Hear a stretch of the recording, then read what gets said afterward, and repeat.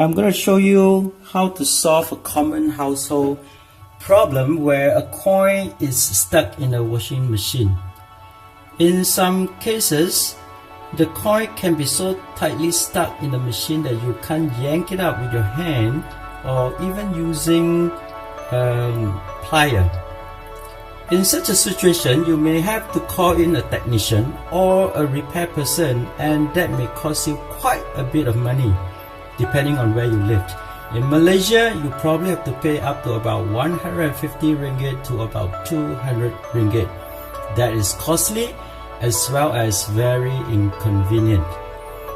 This is where a very simple physics principle can help you solve the problem, the principle of contraction. We all know that metal contracts when it's cold.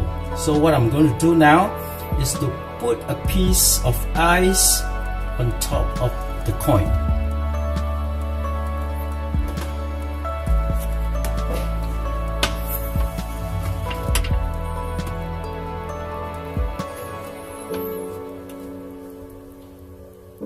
And leave the ice there for about 30 seconds. And of course, depending on how badly stuck the coin is, sometimes it may take up to 45 seconds.